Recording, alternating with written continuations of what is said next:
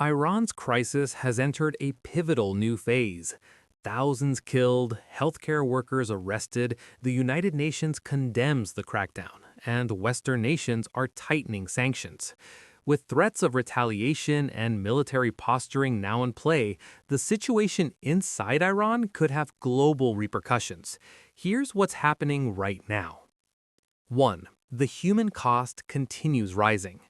New reports from frontline sources and rights organizations paint a grim picture of Iran's crackdown. According to human rights groups, at least 6,000 people are now confirmed killed in the nationwide protests, with tens of thousands arrested across the country. Despite efforts by Iranian authorities to control information through blackouts and media restrictions, activists and medic sources have been piecing together data that shows widespread lethal force used by security forces. Hospitals are overwhelmed with injuries, and entire districts, once vibrant with protest activity, now lie under heavy surveillance and force. Security forces have targeted not just demonstrators, but also those who treated them. In a shocking escalation, doctors and healthcare volunteers have been arrested for providing care to wounded protesters, including surgeon Ali Reza Golchini, who now faces charges that could carry the death penalty. This targeting of medical professionals has drawn sharp international criticism, with foreign governments warning of consequences if the arrests and potential executions proceed. 2. International condemnation and UN action. The crisis in Iran has drawn urgent global attention. The United Nations Human Rights Council extended its fact-finding mission to investigate potential war crimes and human rights violations, condemning what it called the deadliest crackdown since the 1979 Iranian Revolution. Despite this condemnation, Iran has rejected the resolution as interference in its internal affairs, insisting the protests were driven by foreign plots and not genuine domestic grievances, a narrative Tehran has repeated across state media. European governments have taken a firmer stance. Today, the European Union approved new sanctions targeting Iranian security officials and institutions involved in suppressing protests. Members are even moving to designate Iran's powerful Islamic Revolutionary Guard Corps as a terrorist organization, joining similar designations by the US, Canada, and Australia. Sanctions aimed at the IRGC are significant because the force is deeply embedded in Iran's political, economic, and security structures.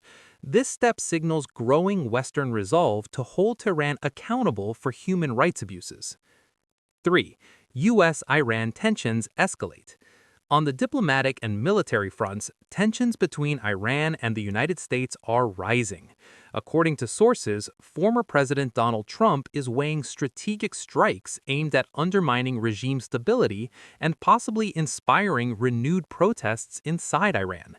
In response, Iranian officials have issued stern warnings that any attack would be met with immediate and powerful retaliation, including threats involving strategic choke points like the Strait of Hormuz, through which a significant portion of the world's oil supply flows.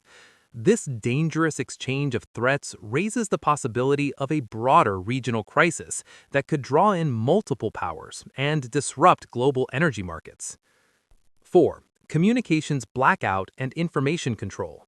Communications restrictions remain a defining feature of the conflict inside Iran. The near-total internet blackout that began in early January has been strategically used to restrict reporting, coordination, and outside verification of events inside the country. While limited connectivity has returned sporadically, Iranian authorities are deeply invested in digital isolation, even experimenting with domestic intranet controls and blocking satellite-based internet services to manage the flow of information and prevent organized resistance. This digital suppression comes at massive economic cost, with estimates suggesting the blackout has strained the economy and cut off Iranians from critical services, further fueling anger and frustration among the population. Broader social impact. Amid the turmoil, long-standing economic grievances, including inflation, currency collapse, and high unemployment, have been central to the protests from the start. Though large street protests have eased in some places due to the heavy security presence, tensions simmer beneath the surface, with many Iranians expressing ongoing disillusionment and defiance. The involvement of diverse civil sectors, merchants, students, health workers, and everyday citizens suggests that the unrest represents more than a momentary flare-up. Analysts warn that ignoring these underlying frustrations could store up deeper instability for Iran's future. In summary, Iran's crisis is not just a domestic protest movement. It has become an international flashpoint. Thousands have died under a brutal crackdown. Global institutions are demanding accountability, and geopolitical tensions risk spilling into a larger regional confrontation. As human costs rise and political pressures mount, the world watches closely. What happens next in Iran may shape not just the country's future, but the future of regional stability and global diplomacy.